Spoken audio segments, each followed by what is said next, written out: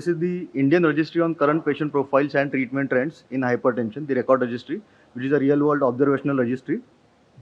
So there are a number of registries which have already been conducted with the objective of assessing the hypertension prevalence, the treatment choices, and the control rates. However, this particular registry, which was sponsored by Glenmark, is one of its kind in terms of its objectives, which are the primary objectives are to document current clinical practices and the changes in trend of these treatment choices for the treatment of essential hypertension, to assess the impact of antihypertensive treatments on overall quality of life. The secondary objectives were to assess the rate of control of hypertension with various antihypertensive treatments, to evaluate the change in antihypertensive therapy, and to evaluate the choices of therapy in presence of different comorbidities. So this was a prospective observational multi-center registry. The centers were Nayar Hospital, Mumbai, the St. John's Hospital, Bengaluru, Apollo Hospital, Chennai, KGMU, Lucknow, and Ram Manohar Lohia Hospital, Lucknow. So the follow-up duration was 2 years. The sample size was 2,000.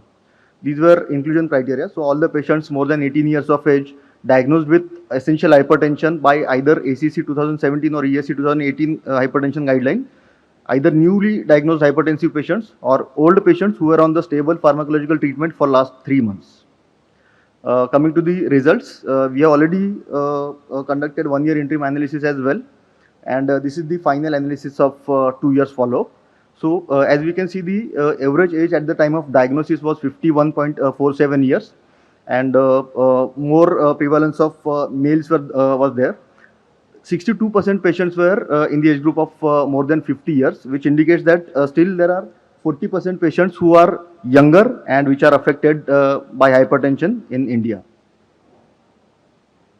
So out of the total 2000 population, 957 patients were newly diagnosed and 1043 patients were pre-existing, diagnosed before enrollment. So because the treatment durations will be different in these two groups, we have analyzed different parameters separately for newly diagnosed and the pre-existing patients. The baseline BP at the time of diagnosis in newly diagnosed patients was 150/86, and that in previously diagnosed patients was 146/85. We could correlate this with the decrease in the use of ACC AHA 2017 guideline, which gives us the 130/80 cutoff for BP diagnosis. So 82% of previously diagnosed patients were diagnosed with ACC AHA guideline, and this percentage decreased to 56% in newly diagnosed patients. This is the distribution of comorbidities. So as we can see, most common comorbidity was diabetes, followed by dyslipidemia and others. So as the site study has told us, there is increasing prevalence of this twin epidemic, that is diabetes coexisting with hypertension. So this is the distribution of monotherapy and combination therapy prescribed at the time of diagnosis. So if we see, in old patients, in previously diagnosed patients, 34% patients were put on combination therapy, and this percentage has increased to 56% in newly diagnosed patients. So more than 50% of overall population was put on combination therapy, and over the period, the usage of combination therapy was found to be increasing.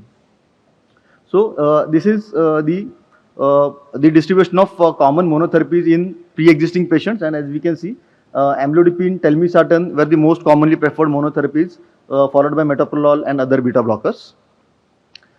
If we see newly diagnosed patients, however, the most common monotherapy prescribed at diagnosis was telmisartan, and this is the older population, which we basically divided in based on the duration of diagnosis before hypertension into the patients who were diagnosed more than 5 years before enrollment, those diagnosed between 2 to 5 years before enrollment, and those diagnosed within 2 years before enrollment. And this helped us to understand the trend, and we could see that over the period there was shift in choice of monotherapy from amlodipine to telmisartan at the time of diagnosis, from old to new patients. This is the distribution of common combination therapies in old patients when they were diagnosed. So most common combination therapies were amlodipine plus telmisartan, followed by amlodipine plus atenolol and others.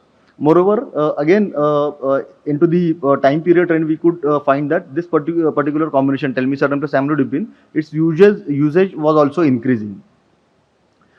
This is the distribution of treatment choices in patients with stage 2 hypertension at diagnosis. So in old patients, we could find that 34% of patients diagnosed with stage 2 hypertension, they were put on combination therapy.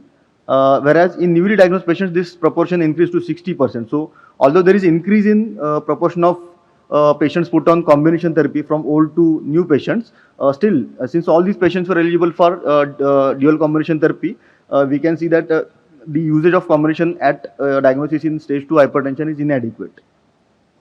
Coming to BP reductions, so overall, in old patients as well as in newly diagnosed patients, there were statistically significant BP reductions at all time points, and for obvious reasons, the BP reductions were better in newly diagnosed patients than old patients.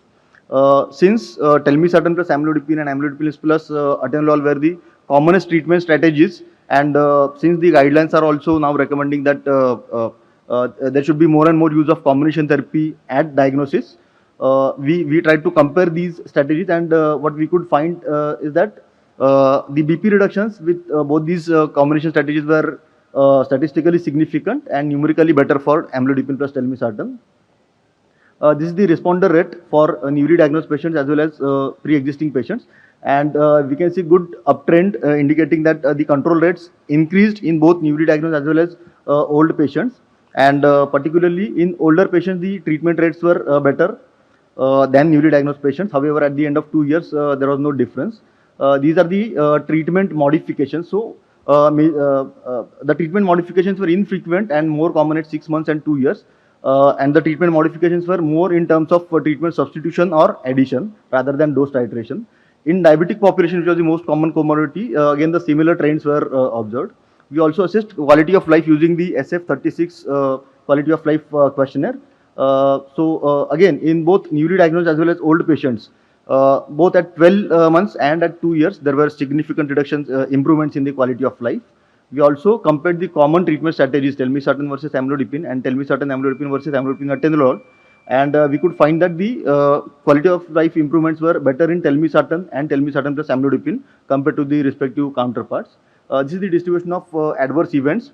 More than 90% adverse events were mild to moderate and 98% being not related to drugs.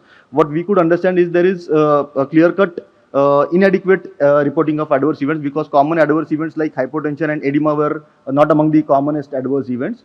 So these are the strengths. This is one of its kind registry in terms of its objectives and the duration of follow-up period, which is 2 years. Limitations were the initial BP readings were taken in hospitals, but subsequent readings because of COVID situation were taken either at hospitals or in clinic or home.